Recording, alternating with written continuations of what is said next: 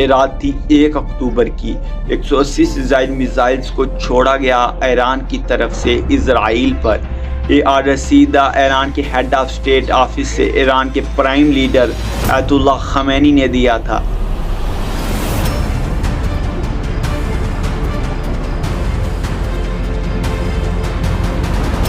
ایران کی IRGC Islamic revolution guard corps جو کہ ایران کی آرمی کا ہی حصہ ہے، اس کے مطابق 90% میزائلز نے اپنا ٹارگٹ اچیو کیا، اور اسرائیل کا ماننا ہے کہ زیادہ تر میزائلز کو انٹرسیپٹ کر لیا گیا تھا اسرائیل کے ایئر ڈیفنس سسٹم کی مدد سے۔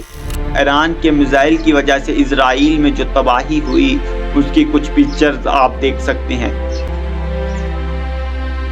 اسرائیل کے ہیڈ کوارٹر کو بھی ٹارگٹ کیا گیا، اور اس کے علاوہ اسرائیل کے ریگستان میں ایک ملٹری بیس ہے اور کچھ میزائلز نے ان کو بھی ٹارگٹ کیا، مگر اسرائیل کا کہنا ہے کہ ان کو منیمم ڈیمیج پہنچا اس سارے حملے میں۔ لیکن اسرائیل کے پرائم لیڈر نیتن یاہو کا کہنا ہے کہ ہم اس کا بھرپور جواب دیں گے، ہم ریٹیلیٹ کریں گے۔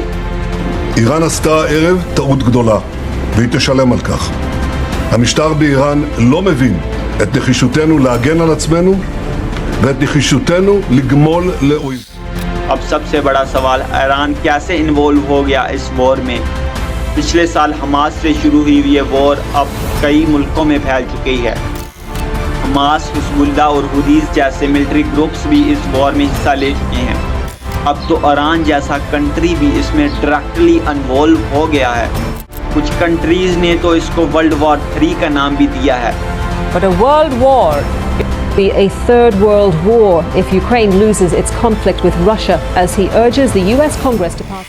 آخر یہ سب کیسے ہوا اور آگے کیا ہوگا؟ آئیے جانتے ہیں ساری ڈیٹیل آج کی اس انفارمیٹیو ویڈیو میں۔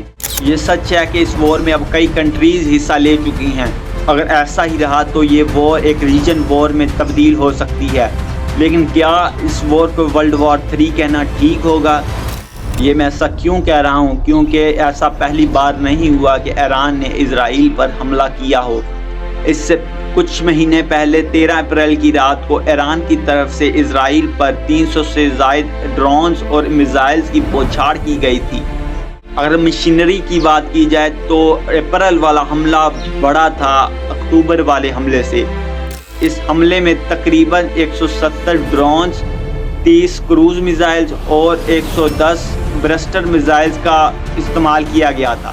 کافی سالوں بعد کسی کنٹری نے اسرائیل پر حملہ کیا تھا۔ اس سے پہلے گلف وار 1991 میں صدام حسین نے عراق کی طرف سے اسرائیل پر حملہ کیا تھا۔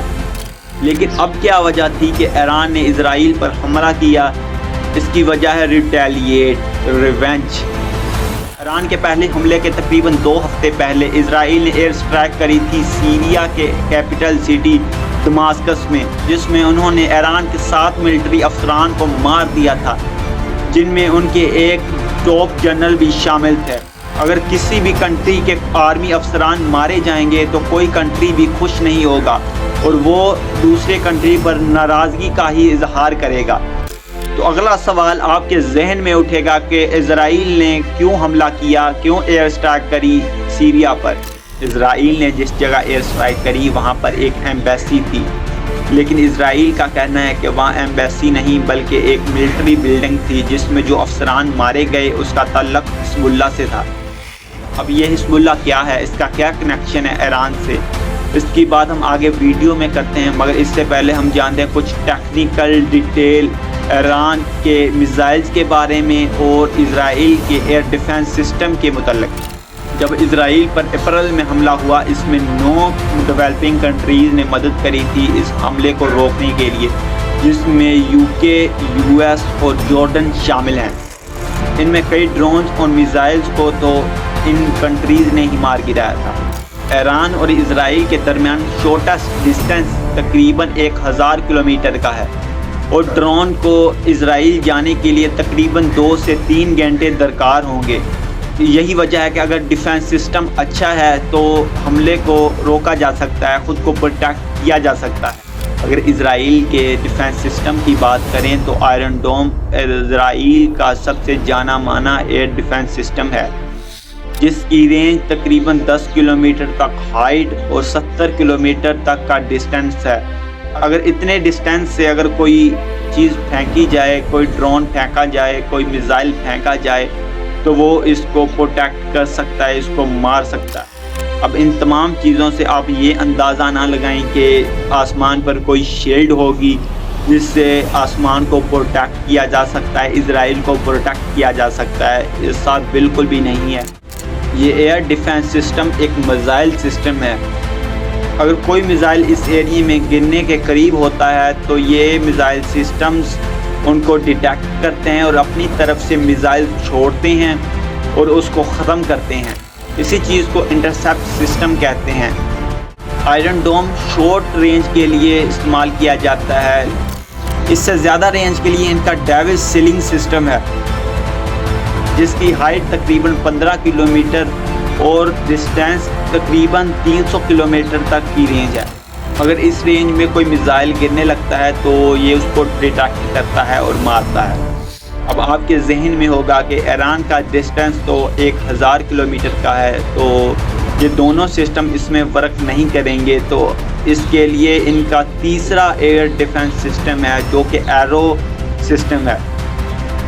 اس کی ہائٹ رینج تقریباً 100 کلومیٹر ہے اور ڈسٹینس تقریباً 2400 کلومیٹر ہے۔ آپ اس بات سے اندازہ لگا سکتے ہیں کہ اگر کوئی چیز سپیس سے بھی آ رہی ہو تو یہ اس کو بھی ڈیٹیکٹ کرے گا اور اس کو بھی مار دے گا۔ آپ اس چیز سے بھی اندازہ لگا سکتے ہیں کہ اپریل میں ہوئے حملے میں کچھ میزائلز کو ایئر کے ایٹماسفیئر سے باہر جا کر اس سسٹم نے مارا تھا۔ اب یہ تمام چیزیں سن کر آپ کو لگتا ہوگا کہ اسرائیل کا ڈیفنس سسٹم تو بہت سیکیور ہے، کچھ بھی ہو جائے، کچھ بھی حالات ہو جائیں تو اسرائیل کو کوئی کچھ نہیں کر سکتا، تو یہ بات بالکل بھی غلط ہے۔ اس سارے ڈیفینسو سسٹم کا پوائنٹ آف فیلئر پیسہ ہے۔ ان سارے سسٹم کو مینج کرنا بہت زیادہ ایکسپینسو اور مہنگا ہے۔ اس سارے ڈیفینسو سسٹم میں دوسرے میزائل کو مارنے کے لیے ایک اور میزائل کو چھوڑا جاتا ہے جو بہت زیادہ مہنگے ہوتے ہیں۔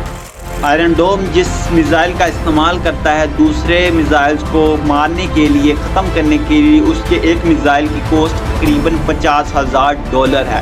دوسرا اس کا ڈیوڈ سیلنگ جس میزائل کا استعمال کرتا ہے دوسرے میزائل کو ختم کرنے کے لیے، اس کے ایک میزائل کی قیمت تقریباً $1 ملین ہے۔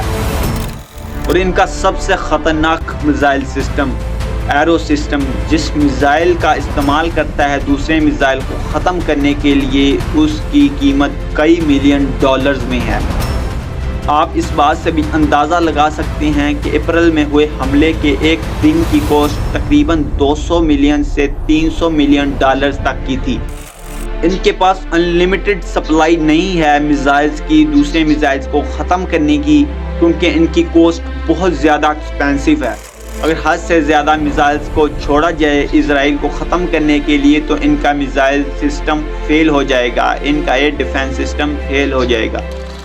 یہی وجہ تھی کہ ایران کے فورن منسٹر کا بیان آتا ہے کہ یہ ساری چیزیں سیلف ڈیفنس کے لیے تھی اور ویسٹرن کنٹریز کو تعریف کرنی چاہیے کہ ہم نے اور زیادہ کچھ نہیں کیا۔ اس بیان میں یہ یقین دہانی کرائی گئی ہے کہ شکر مناؤ کہ ہم نے زیادہ حملہ نہیں کیا۔ اگر ہم بات کریں ایران کے میزائلز کی تو وہ بھی کوئی کم خطرناک نہیں ہے۔ اس حملے میں کچھ میزائلز کا پہلی بار استعمال کیا گیا، جیسے فتح میزائل۔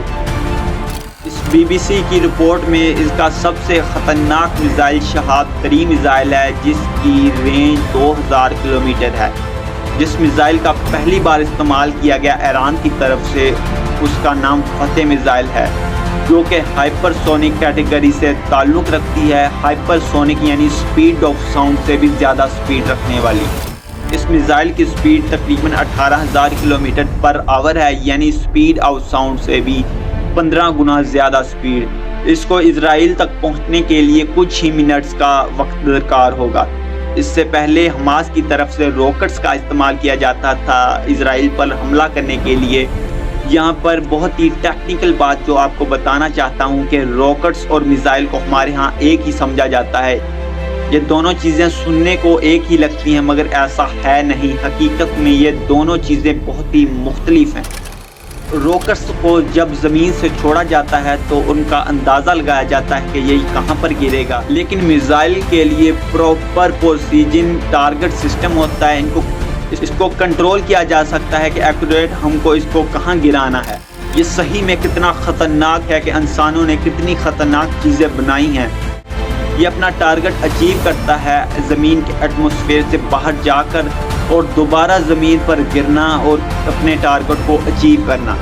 یہ تمام چیزیں انسان نے انسانوں کو ختم کرنے کے لیے بنائی ہیں، جس میں ویپن انڈسٹری کا بہت بڑا کردار ہے۔ بہت جلد آپ کے لیے ویڈیو بناؤں گا ویپن انڈسٹری کے متعلق کہ کس طرح وار میں اس کا کردار ہوتا ہے اور آج کل کی وار میں ان کا کتنا کردار ہے۔ اس میں ایک بات آپ کی کلیئر کرنا چاہتا ہوں کہ راکٹ بہت ہی چھوٹے ہوتے ہیں میزائل کی نسبت۔ میزائلز ایک 3 منزلہ عمارت جتنی بڑی ہوتی ہے جو کہ اپنا ٹارگٹ اچیو کرتی ہے۔ آپ اس بات سے بھی اندازہ لگا سکتے ہیں کہ میزائل سے کتنی تباہی ہوتی ہوگی راکٹس کی نسبت۔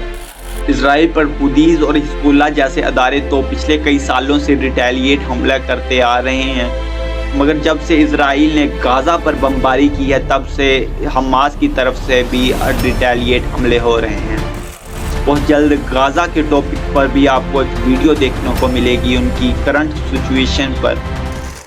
یہ تینوں گروپس غزہ میں حماس، یمن میں حوثیز اور ساؤتھ لبنان میں حزب اللہ کو ایران کا پروکسس مانا جاتا ہے۔ ان اداروں کو ایران کا ایکسس آف ریزسٹنس بھی مانا جاتا ہے، یعنی ایران ان کو سپورٹ کرتا ہے پیچھے سے۔ اسرائیل نے غزہ پر اتنی خطرناک بمباری کی کہ وہاں پر کوئی جگہ نہیں بچی رہنے کے لائق۔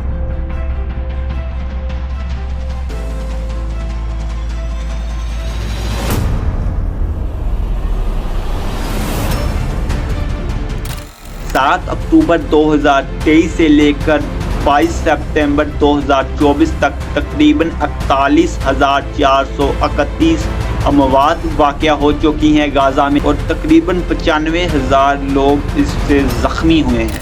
اپریل کے حملے سے پہلے ایران اوپنلی انوالو نہیں تھا اس وار میں، لیکن 14 اپریل 2024 کو ایران کی طرف سے بیان دیا جاتا ہے آفیشیلی کہ اب سے زیونٹس ہمارے ایسٹس، ہمارے لوگوں یا ہمارے سٹیزنز کو نقصان پہنچانے کی کوشش کرے گا تو ہم اس کو ریٹیلیٹ کریں گے۔ یہ کہا گیا تھا IRGC کے ہیڈ حسین سلامی کی طرف سے۔ اس سے پہلے 31 جولائی 2024 کو ایران کے دارالحکومت تہران میں اسماعیل ہنیہ کو مار دیا جاتا ہے۔ Hamas has said its political leader Ismail Haniyeh has been killed in Iran. جو کہ ایران کے پولیٹیکل لیڈر ہوتے ہیں۔ اس میں اس کے قاتل کو تو نہیں پکڑا گیا، مگر یہ بات واضح ہے کہ اس میں اسرائیل کو سسپیکٹ مانا گیا۔